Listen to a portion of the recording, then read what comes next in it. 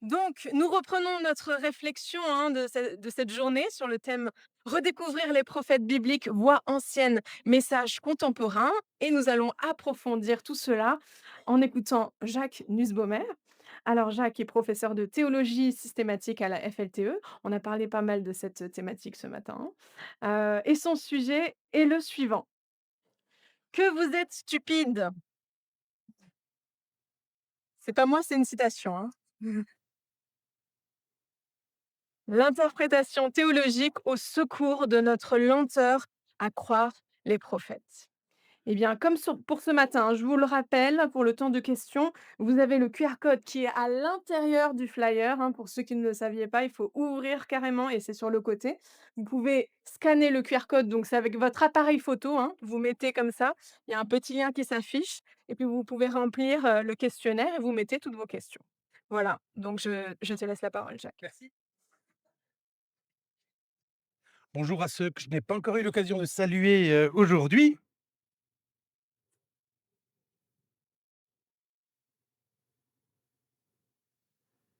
Que vous êtes stupides!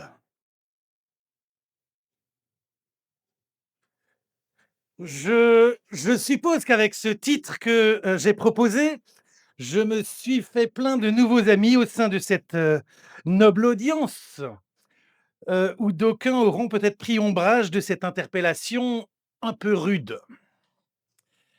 Mais je peux, avec, une grande couardise, mais sans aucun scrupule, me dissimuler derrière le fait que, il s'agit là d'une formule qui sort de la bouche, directement de la bouche de notre Seigneur. C'est en effet ainsi que, le ressuscité s'adresse aux disciples d'Emmaüs, ces disciples si accablés par la crucifixion de ce prophète qui avait pourtant suscité tant d'espoir. Ses disciples aussi si dubitatifs face aux annonces de sa résurrection, bon, par des femmes. Mais en réponse, Jésus semble quant à lui leur reprocher de ne pas avoir su faire sens de l'événement de la crucifixion à l'aide de ce que disent Moïse et tous les prophètes à propos du Messie. Et c'est d'ailleurs ce que Jésus va prendre le soin d'expliquer en détail. Un exposé qu'on aurait bien aimé voir, restitué par Luc dans son intégralité. Et encore, et encore, ce n'est qu'au moment où Jésus rompt le pain que ses disciples réaliseront qui il est, les conduisant, après sa disparition soudaine, à relire cette surprenante étude biblique ambulante avec une prise de conscience dont il est intéressant de noter les termes. Verset 32 de Luc 24, notre cœur ne brûlait-il pas en nous lorsqu'il nous parlait en chemin et nous ouvrait le sens des Écritures? Je relève deux éléments, l'effet effectif et affectif des explications de Jésus, notre cœur ne brûlait-il pas? Et l'effet révélateur et illuminateur des explications de Jésus qui ouvraient le sens des Écritures. Un double effet, effet de sens et effet sur les sens, propre à faire rêver tout prédicateur qui expose la parole de Dieu. Pendant des siècles, pendant des siècles, il a été évident en théologie chrétienne que l'Ancien Testament en général et les livres prophétiques en particulier parlaient plus ou moins directement de Jésus-Christ. Il l'annonçait.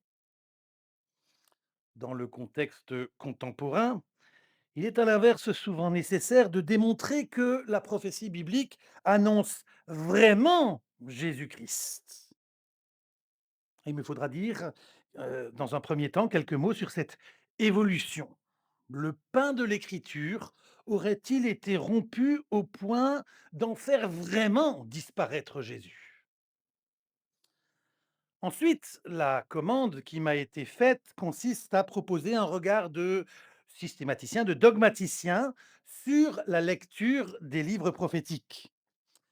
et j'ai jugé utile pour cela de reprendre quelques traits fondamentaux de notre doctrine évangélique traditionnelle concernant l'inspiration de l'Écriture et de la mettre en regard des évolutions dans la lecture des livres prophétiques que j'évoquerai au premier point et dont nous avons parlé ce matin.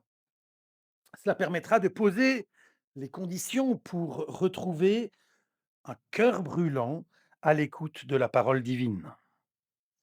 Enfin, le contexte contemporain nous invite à reformuler de manière intelligible et si possible audible le rapport de ces textes prophétiques à l'histoire et à la révélation de Christ. Et ce que je mentionne dans le titre, ce qu'on appelle le courant d'interprétation théologique de l'Écriture, ne revendique pas autre chose, elle ne revendique euh, pas de caractère particulièrement révolutionnaire. Ce courant assume le fait que, par l'Écriture, Dieu parle et il cherche à faire entendre de façon renouvelée cette parole, tout en recueillant les fruits utiles des travaux contemporains des biblistes. Et ce chemin théologique de lecture des textes prophétiques ne cherche pas autre chose qu'à ouvrir le sens des Écritures qui mènent à Christ par l'œuvre de l'Esprit nous conduisant au Père. Mais reprenons donc au début. Où est donc passé Jésus? Il est d'une consternante banalité de rappeler que l'exégèse des pères de l'Église, comme celle des docteurs médiévaux, tendait à interpréter de très nombreux versets de l'Ancien Testament de façon christologique ou trinitaire. Et il s'y attelait à l'aide d'une méthode d'interprétation à plusieurs niveaux, ce qu'on appelle la méthode des quatre sens, recourant en particulier à l'allégorie. Et on juge depuis quelques siècles maintenant que cette lecture allégorique manque trop souvent de rigueur et ne respecte pas suffisamment le sens naturel ou historique du texte. Et les réformateurs ont eu un rôle important dans le discrédit jeté sur cette méthode, en montrant qu'elle ne rendait pas suffisamment justice au contexte littéraire et au contexte historique des écrits de l'Ancien Testament. Et donc les réformateurs se sont désolidarisés de la surinterprétation christologique et trinitaire des textes prophétiques, cette méthode qui enjambait en quelque sorte l'histoire d'Israël dans laquelle s'inscrivaient pourtant les prophéties et ils arrivaient vite, trop vite à la personne de Jésus-Christ. C'est notamment Calvin qui est identifié pour avoir mis en œuvre méthodiquement une exégèse qui voulait faire droit à l'intention du prophète et être attentif à ce que le prophète voulait communiquer à son auditoire premier avant Christ. C'est donc attaché à chercher le sens, on dit simple, naturel, historique des textes, plutôt qu'un sens allégorique ou anagogique, en tenant compte du contexte historique et littéraire des livres bibliques. Alors, il faut préciser que, évidemment, Calvin n'a pas pour autant négligé la dimension théologique de l'interprétation en intégrant autour de la notion d'alliance l'horizon christologique et le contexte canonique de la prophétie. Et l'exégèse réformée a largement développé la manière dont les réalités de l'Ancien Testament, via l'Alliance, préfiguraient la nouvelle Alliance, euh, conduisant alors de la lecture des prophètes à des applications concrètes pour l'Église du temps de la Réforme. Alors, l'intérêt porté par certains réformateurs au contexte littéraire et historique n'est pas en soi un phénomène isolé.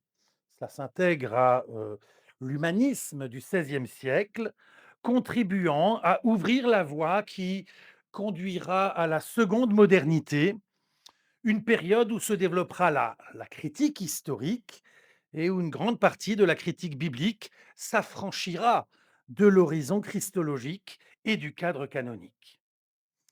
Mais ce qu'il faut souligner ici, c'est que l'émergence du facteur historique et littéraire dans l'exégèse et dans l'interprétation des prophètes en Europe, c'est en quelque sorte dédoublé. D'abord, concernant les prophètes et leur temps, les données historiques fournies par les textes bibliques, les textes des prophètes, sont somme toute assez limitées et l'éclairage du texte par le contexte est parfois difficile. Par exemple, très peu d'éléments de la prophétie ou des prophéties d'Osée renvoient à des événements qui nous sont connus en détail par ailleurs. L'appétence pour l'histoire et l'éclairage qu'elle apporte se trouve alors comme frustrée par la réalité matérielle des textes, conduisant alors à tenter de formuler des hypothèses sur le contexte politico-religieux, et cela souvent en développant une neutralité historique qui ne fait pas vraiment de place à la réalité d'un Dieu qui parle et qui transcende le contexte. Mais avec la seconde modernité, s'est développée aussi la conscience que non seulement les prophètes et leur message se situent dans un contexte historique dont il faut tenir compte, mais que les textes attribués aux prophètes ont eux-mêmes une histoire qui a laissé des traces dans les livres qui nous sont parvenus. Noélie nous en a parlé ce matin.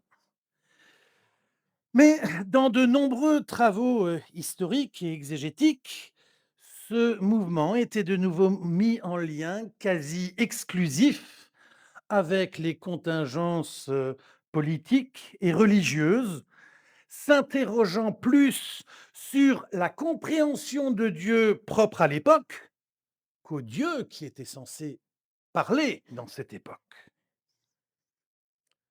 Dans ce dédoublement de l'intérêt pour l'histoire, le pain du Christ s'est émietté dans la contingence des préoccupations bien terrestres.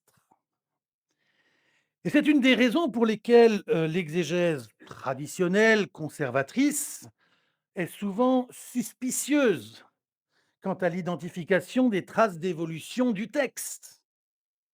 Et pourtant, même des théologiens évangéliques très prudent, n'exclut plus, et depuis des années, que notre livre de Jonas soit une reprise d'un ancien récit dans un contexte bien ultérieur à la vie du prophète, ou que le livre d'Ésaïe puisse être le fruit de plus d'un rédacteur, ou encore qu'Osée, prophète du royaume du Nord, Israël, et s'adressant au peuple du royaume du Nord, intègre des mentions qui portent la trace de sa réception et de son édition ultérieure dans le royaume de Juda suite à la destruction de Samarie.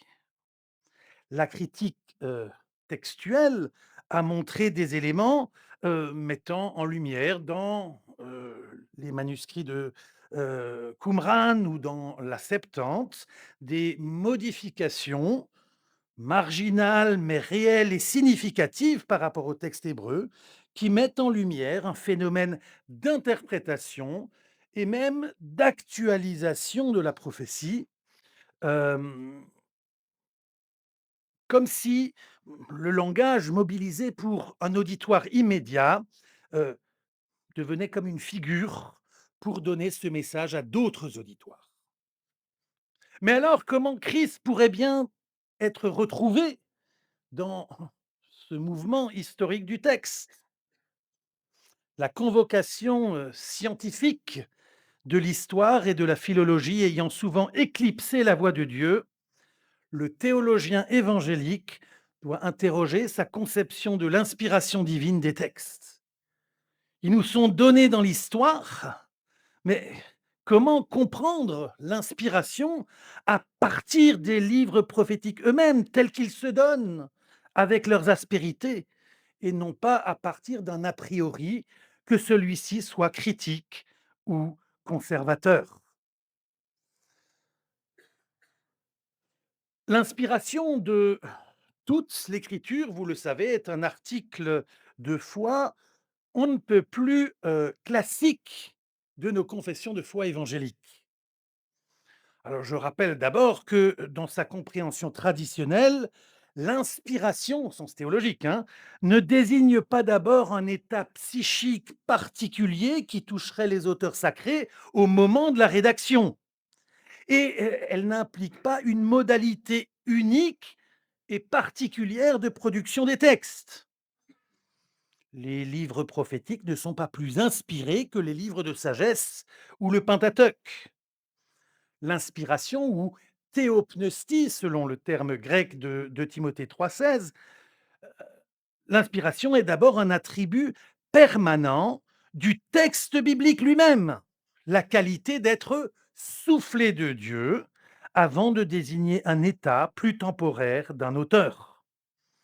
Et que l'auteur soit un sage qui réfléchit au monde et à la vie, ou un prophète proclamant une parole venant de Dieu, ces modalités diverses n'impliquent pas des degrés d'inspiration variables. Ensuite, la doctrine de l'inspiration affirme l'action providentielle, en grande partie invisible, non documentée, non traçable, de l'Esprit de Dieu euh, dans le processus d'élaboration, de rédaction et d'édition des textes bibliques originaux dont nous avons des copies plus ou moins fiables. Or, il y a sur ce point une ambiguïté possible concernant les livres prophétiques. Parce que c'est évidemment on pourrait dire, sous l'inspiration directe de Dieu que les prophètes ont donné leur prophétie en premier lieu, Dieu s'exprimant régulièrement à la première personne. Mais ce que nous avons sous les yeux est une mise par écrit des prophéties, au pluriel, rassemblées, éditées en livres, plusieurs livres. Et les textes contiennent des paroles, entre guillemets, directes de Dieu, mais aussi des paroles du prophète ou de l'auteur à propos de Dieu. Certaines prophéties de Jérémie semblent avoir été écrites dans la foulée de la proclamation, mais on a vu ce matin que la construction des textes ne laisse pas forcément penser que nous aurions uniquement affaire à des verbatims semblables à ceux produits par l'intelligence artificielle de Zoom après une vidéoconférence, même s'il faut peut-être pas exagérer l'écart possible entre l'oral et l'écrit. Mais en tout cas, il n'y a pas de surcroît d'inspiration à une version orale qui serait plus originale. C'est de l'inspiration du texte écrit et final dont parle la doctrine, texte qui renvoie ensuite, de façon plus ou moins transparente, à la prophétie initiale, la prophétie orale. La prophétie entre donc par ce processus d'inscripturation dans l'histoire et le patrimoine spirituel du peuple, mais pour faire entendre la même voix de Dieu ultérieurement et dans d'autres contextes, mais d'une certaine manière de façon tout aussi présente. Et c'est le troisième point que j'aimerais souligner. La doctrine de l'inspiration développe finalement simplement la formule lapidaire qui affirme que dans l'Écriture, Dieu parle. Oui, non seulement les livres bibliques, les livres prophétiques attestent que Dieu a parlé dans un contexte historique précis dont il faudrait nécessairement connaître tous les détails pour comprendre le texte, mais l'affirmation théologique de l'inspiration de l'Écriture requiert d'assumer que dans la restitution et dans la reprise écrite de ce que Dieu a dit, Dieu parle encore de façon renouvelée. Par rapport au constat que je faisais précédemment sur la doctrine, Il n'est pas forcément problématique, théologiquement, que certains livres prophétiques de l'Écriture aient fait l'objet d'un travail d'édition, d'actualisation ou de reprise qui attesterait peut-être plutôt du caractère vivant de la prophétie biblique. Dieu parle avec le verbe parler bien au présent, même si ce présent a peut-être quelque chose d'un peu mobile à l'intérieur du processus d'élaboration des textes bibliques qui nous sont parvenus. L'affirmation fondamentale et réellement disruptive aujourd'hui, c'est bien que Dieu parle. Et le fait que la figure d'un auteur humain, individuel, bien identifié, puisse parfois se brouiller un peu, ne devrait pas nous poser de problème. L'auteur divin garde la main, pour ainsi dire, pour nous faire parvenir sa parole. Enfin, la doctrine de l'inspiration doit être mentionnée dans notre réflexion parce qu'elle implique l'inscription euh, du- des livres prophétiques dans l'ensemble du texte inspiré. Il n'est évidemment pas question de nier ou minimiser la particularité historique et géographique de chaque livre, ou même de chaque prophétie d'un livre, ni de refuser d'entendre les tonalités et les perspectives différentes des prophètes qui font entendre la voix divine. Mais une lecture théologique des prophètes ne peut prendre chaque texte isolément dans son seul contexte oral et auriculaire, si tant est qu'on pouvait le retrouver. Dans une perspective théologique, il convient d'accueillir la pluralité des textes prophétiques et la diversité de leurs perspectives dans le cadre de l'unité canonique. La confession de l'inspiration de l'Écriture n'est pas le fruit de l'accumulation d'analyses, verset par verset, de livres qu'on considérerait comme candidats au titre. Le canon inspiré est le fruit d'une conduite providentielle qui, il est vrai, ne peut être reconnue que rétrospectivement et par le témoignage intérieur du Saint-Esprit, pour reprendre l'expression de Calvin. Surtout, l'inspiration de l'écriture implique l'unicité et l'unité de l'auteur ultime de l'ensemble et une forme de cohérence divine qui intègre les particularités liées à chaque auteur et au contexte d'élaboration et d'inscripturation de chaque prophétie. Ces particularités sont recontextualisées dans une unité plus vaste, centrée sur le cœur christologique et trinitaire de la révélation biblique. Théologiquement, le canon est le contexte des livres prophétiques. Les résonances, reprises et citations entre textes du canon ne sont théologiquement que les matérialisations et les expressions de l'unité plus fondamentale de l'auteur du canon et de sa révélation. La doctrine de l'inspiration constitue donc le cadre fondamental de la relecture théologique des prophètes en interaction avec les contributions des autres disciplines bibliques ou historiques. Celle-ci éclaire l'articulation entre une prophétie particulière, sa mise par écrit et un ensemble plus universel qui la contient. Dieu a parlé et Dieu parle encore par ce qu'il a déjà dit. Les prophètes écrivains le laissent entrevoir dès le départ et le canon le manifeste rétrospectivement. Et lorsqu'à nos yeux devient plus net le fait que Dieu parle par ce qu'il a dit, dans ce présent particulier qu'est la rencontre du texte, alors le cœur brûle de ce qui fait vibrer l'auteur divin. Il se passe quelque chose.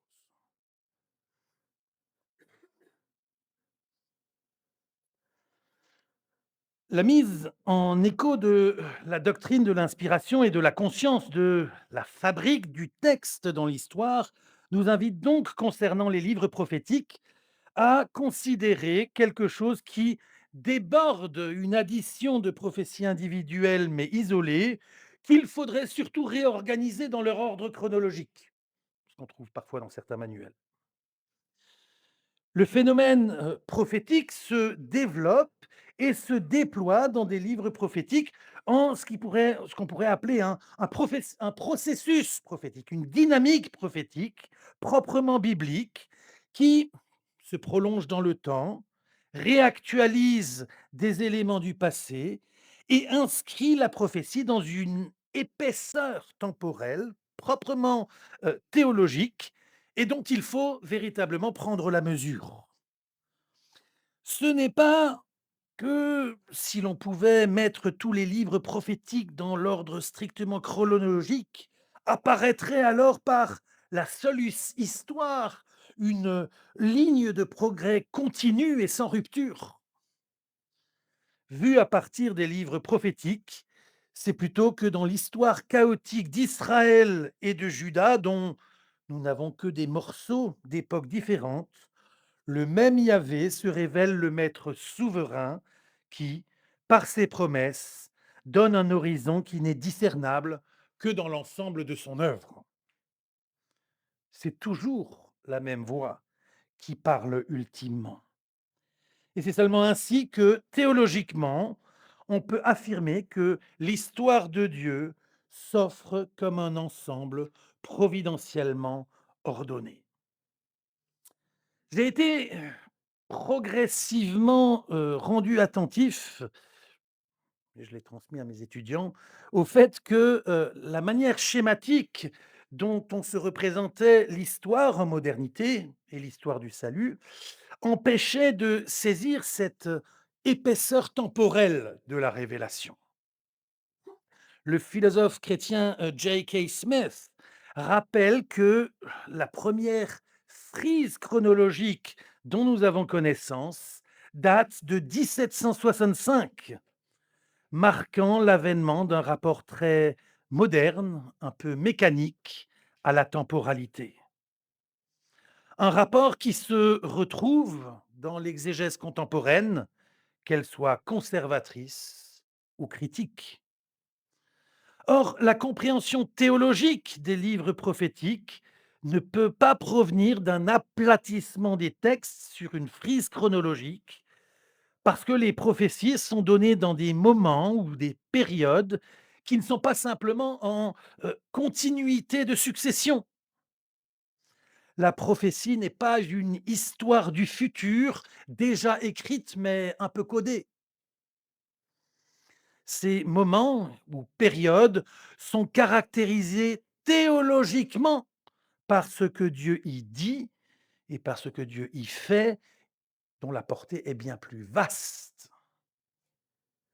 Je le dis d'autant plus qu'à l'heure où les fils d'actualité nous inondent d'échos anxiogènes sur les troubles géopolitiques, climatiques, sociaux, l'eschatologie horoscopique de Gog et Magog est évidemment de nouveau de sortie.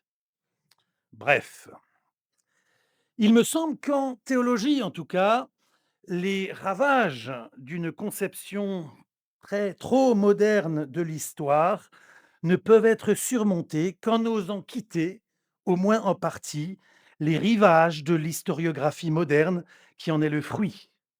Et cela pour tenter de penser un peu plus à la manière dont les anciens se situaient dans l'histoire et dans leur présent, et surtout, puisque dans la prophétie, Dieu parle pour accueillir la manière dont le Dieu d'Abraham, Isaac et Jacob nous situe à sa manière dans son histoire, celle qu'il fait avec nous dans le présent de sa parole pour nous. La prophétie biblique n'est en fait pas soluble dans le temps athéologique de l'historien. L'histoire n'est évidemment jamais réversible, elle pèse, mais la transcendance de la parole divine laisse sa trace dans le processus prophétique. Parce que la prophétie porte bien plus que de l'information sur le passé, le présent, le futur. Elle parle de Dieu et des voies de Dieu avec son peuple à qui il donne sa parole. C'est cette parole qui détermine le temps tel que Dieu le veut et tel que Dieu le mène. Si, par les promesses comme par les menaces, les livres prophétiques, dans un sens, portent vers l'avant, leur appartenance au canon implique une parole de Dieu qui ne s'épuise pas dans le moment de son émission, mais établie comme un pont avec l'avant et l'après. Ce qui est déterminant pour accueillir la parole prophétique, c'est moins la connaissance détaillée d'une version chronologiquement plus originale du texte que la sensibilité à la parole de Yahvé, qui manifeste son étonnante maîtrise sur l'histoire du peuple de Dieu comme des nations. Et si Israël et Juda se situent différemment des nations par rapport à la révélation, il y a en fait un parallèle dans l'économie de Dieu, un parallèle que l'on ne peut discerner que si l'on prend l'ensemble de la prophétie biblique dans la diversité de ses temps. Pour Israël et Juda, le schéma récurrent de jugement et de grâce pointera constamment tant vers l'insuffisance coupable des institutions politiques, royales ou religieuses, sacerdotales, que vers l'attente d'un autre roi, un autre temps, un autre monde, un autre temps. En ces jours-là, dit Joël. Cette constance de la parole prophétique qui s'inscrit dans le contingent de l'histoire trouve également comme signe ces rapports de reprise, de réinterprétation entre les livres prophétiques et au-delà des livres prophétiques. C'est un signe, non une preuve, mais un signe de ce rapport distinct, unique mais uni, de chacun des prophètes avec le Dieu qui l'a missionné dans une histoire sous sa maîtrise. Les promesses divines qui projettent la prophétie vers l'avant font une espérance qui se dit dans la diversité des figures de l'histoire du peuple. Un roi, un royaume restauré, un nouveau monde, un nouveau temple, un autre sacrifice, un nouveau prophète, de nouveaux disciples. Une lecture simplement historique, réductrice, jugera ces figures peut-être hétérogènes, sans rapport, voire incompatibles.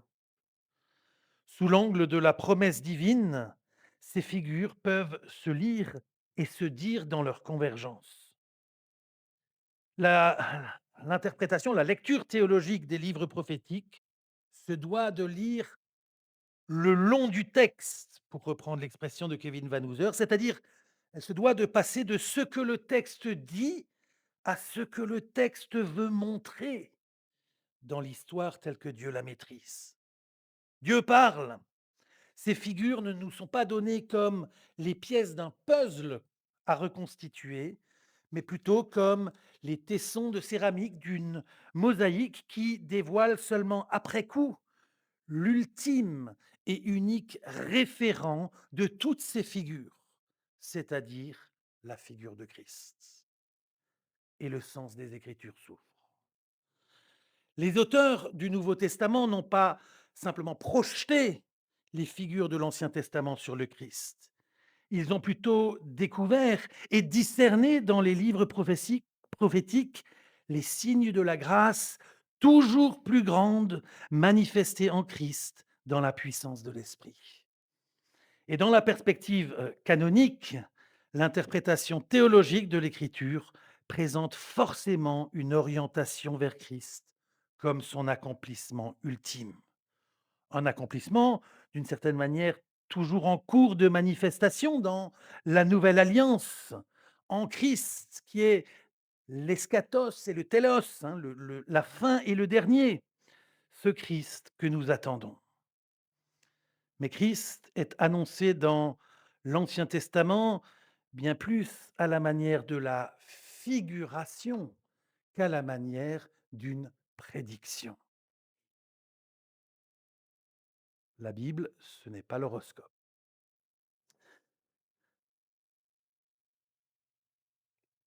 Si les disciples d'Emmaüs n'ont pas pu faire sens de la passion, s'ils n'ont pas tilté, comme on dit, jusqu'au moment où Jésus rompait le pain, c'est bien qu'une œuvre subjective de révélation était nécessaire pour produire les effets affectifs et effectifs, révélateurs et illuminateurs de la parole de Dieu.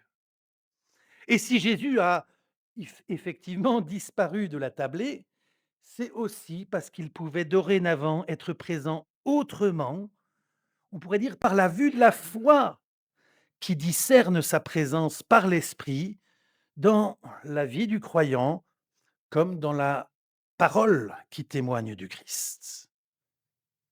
L'interprétation théologique ne tire pas simplement des informations des livres prophétiques, même s'il y en a.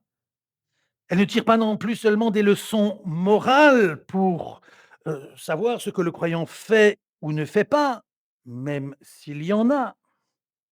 Elle estime ferme la parole prophétique et elle veut y prêter attention comme à une lampe qui brille dans un lieu obscur, et cela jusqu'à ce que le jour commence à poindre et que l'étoile du matin, le Christ, se lève dans notre cœur. Les cœurs brûlent quand s'ouvre le sens de l'écriture et que la parole divine retentit dans le discernement par l'esprit de ce que les prophètes ont montré, figuré et qui s'est accompli dans le Christ Jésus. Je vous remercie.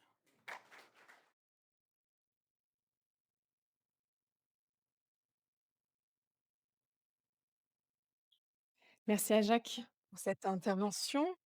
Alors, je me fais le porte-parole de vos questions. Il y en a eu beaucoup. Sujet à réflexion. La première, alors, je m'accroche même dans la lecture, hein. La progression de la révélation n'implique-t-elle pas que certains actes de langage de Dieu n'aient plus la même intention illocutoire qu'initialement? Vous êtes toujours là? Je vais la relire après. Si oui, comment les traiter, les accueillir, tout en reconnaissant une intention nouvelle pour aujourd'hui? Ça va? Je vais peut-être juste la relire quand même pour, Jacques aussi. La progression de la révélation n'implique-t-elle pas que certains actes de langage de Dieu n'aient plus la même intention illocutoire qu'initialement?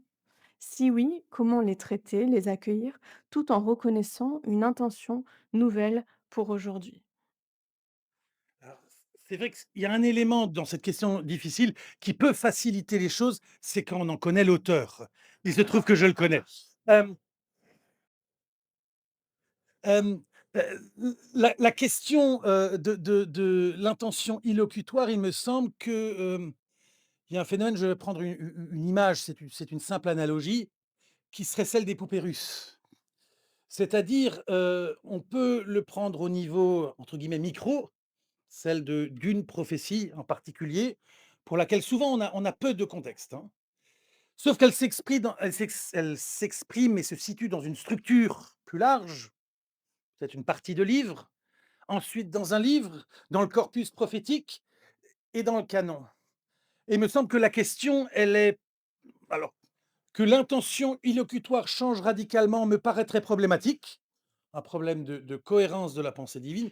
Maintenant qu'il évolue et s'adapte, ça me paraît faire partie de la dynamique de la parole prophétique où Dieu, fait face au peuple qui est actuellement en cours, pas ceux d'hier et pas ceux de demain. Et il me semble qu'il y ait une forme d'évolution ne me paraît pas problématique, mais fait partie de la relation vivante et du caractère vivant de l'échange. Que ce soit des intentions illocutoires totalement différentes, séparées ou contradictoires, ça me paraîtrait plus problématique, oui. Alors une autre question, est-ce qu'en parlant de processus ou de dynamique prophétique, on pourrait ainsi accepter le fait que la prophétie soit écrite après les événements, ex eventu. La prophétie n'est-elle pas, par essence, diachronie? Là aussi, je reconnais l'auteur.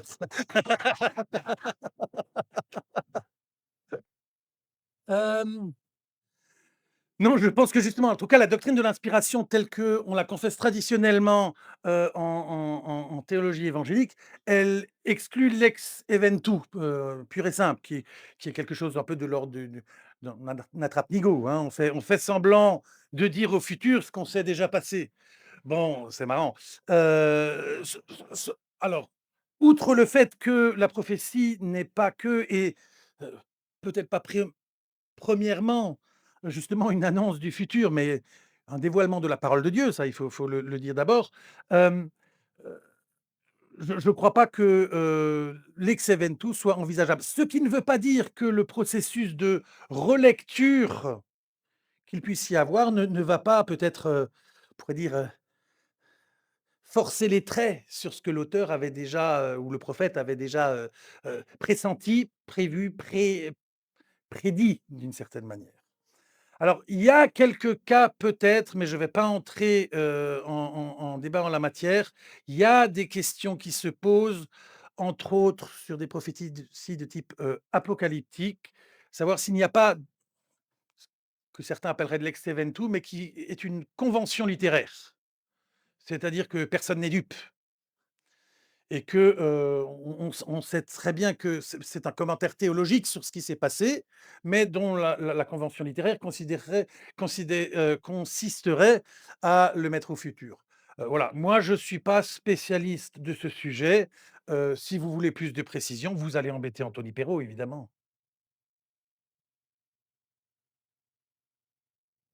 Une autre question, si on admet un travail d'édition, voire d'actualisation et d'ajout pour les recueils prophétiques, pourquoi pas pour l'ensemble des livres bibliques? Peut-on alors encore parler d'un texte original qu'il s'agirait pardon, de discerner parce que lui serait inspiré de Dieu? Oui, justement, parce qu'en fait, on ne remplace pas la foi par l'histoire. Et ça, voilà, c'est un des éléments que je voulais essayer de transmettre. C'est pas, des critères historiques qui nous permettent de déterminer ce qu'on croit ou ce qu'on pas. Ça ne veut pas dire que la foi est indépendante de l'histoire, hein, et qu'on croit simplement quelque chose, de vague. Mais non, justement, c'est que moi je parle du processus d'inscripturation, c'est-à-dire du processus d'élaboration des textes bibliques. On on s on que ces textes aient pris un certain temps à être écrits, je crois ne fait de doute pour personne.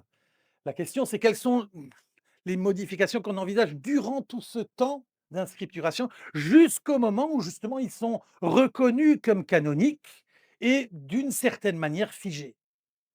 Et s'ils sont d'une manière figés, ils sont dans un sens figés avec quelques variantes qui, qui montrent la réception qu'ils ont eue ici et là, et qui montrent qu'on n'a pas affaire à un critère, on n'est pas en physique nucléaire avec des mesures très précises, et on est dans un processus lent, qui demande du discernement et qu'effectivement, c'est par la foi et le témoignage du intérieur du Saint-Esprit de Calvin, c'est pas chaque chrétien qui décide si c'est vraiment parole de Dieu ou pas, hein. C'est le discernement qui a été donné à l'Église, non pas de décider quel texte était inspiré, mais de reconnaître ce qu'il était, c'est-à-dire ce que, Dieu avait véritablement inspiré et voulait véritablement donner à son peuple. Donc, je ne crois pas que dans ce cadre-là, oui, il puisse, y avoir de soucis. Maintenant, effectivement, l'idée de texte original, c'est un souci dans un sens, c'est enfin, moi, j'en ai jamais vu et je crois que personne n'en a jamais vu. Mais il y a cette idée qu'à un moment, le processus d'élaboration s'est arrêté. Ça, c'est ce qu'on appelle un texte original, et c'est là où on le reconnaît comme canonique, on peut dire, mais effectivement, sa délimitation au iota près, enfin non, au iode près, heu, on n'est pas capable de la donner, et c'est pas grave parce que notre foi, c'est pas dans le iode qui est là ou pas là dans le texte, il est dans le Seigneur qui se révèle dans cette parole et je voilà, C'est Herman Bavinck, dont je me suis pas mal inspiré pour, dans la réflexion sur le sujet aujourd'hui, qui a rappelé à plusieurs reprises que, l'écriture, c'est la servante de Christ et qu'elle prend cette forme de serviteur. Ah, il ne faut pas en attendre, les qualités d'un manuel, de Polytechnique. Alors une dernière question, bon vaste question, mais peut-être tu pourrais nous donner, 1 ou 2 conseils, mais comment articuler révélation subjective et l'écriture prophétique qui est fixe et objective? Oui, merci. Vous avez encore 1 heure devant vous? Hem, non, ce qui est important et je reviens là à la première question qui avait été posée sur l'acte de communication. L'acte un acte de communication, c'est justement le fait d'intégrer le fait que, c'est pas la Bible ne donne pas simplement des vérités comme ça, des propositions qu'on accepte ou pas, enfin il faut les accepter parce que c'est Dieu qui le dit, bon voilà. Mais que c'est un véritable acte de communication. Il y a un émetteur qui dit quelque chose à quelqu'un, à un mo voilà. C'est ce mouvement-là et il me semble que justement, les travaux théologiques, dont j'ai pas le temps de parler beaucoup, sur les actes de communication, permettent aujourd'hui en théologie d'intégrer le fait qu'il ne faut pas opposer l'objectivité de la parole telle qu'elle se donne et la subjectivité de la personne qui la lit, mais que les 2 s'articulent. Mais on constate bien, et c'est pour ça aussi que je trouvais le texte de Luc 24 extrêmement important, heu heu, la parole, le sens ne s'ouvre pas tout seul.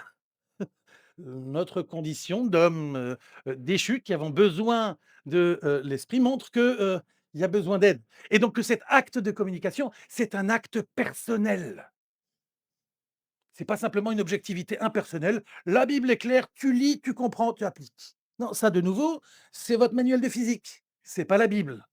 Dans l'écriture, ce que, dit la doctrine de l'écriture évangélique, c'est que le Dieu de l'écriture, le Dieu trinitaire se révèle par l'écriture et donc nous nous fait entrer dans cette alliance accomplie en Jésus-Christ et nous fait entrer dans cette relation personnelle avec le Dieu trinitaire. C'est lui qui se fait connaître, hein, et donc dans ce fait-là, il y a des dimensions objectives que sont, on peut dire les règles de l'alliance, les éléments et la dimension purement subjective, c'est que c'est avec des personnes que nous avons affaire, le Dieu trinitaire au sein de son peuple. Là, en théologie, en doctrine évangélique de l'écriture, ça commence à venir, mais on a besoin encore d'évoluer pour bien comprendre que l'écriture, c'est la parole pour le peuple de Dieu, pas pour moi tout seul dans ma petite prière du matin de mon Jésus qui va m'aider dans ma journée. Ça en fait partie, Dieu nous aime, il s'occupe de notre journée, mais c'est la parole pour son peuple. Eh bien merci beaucoup Jacques, pour ce que tu nous as apporté.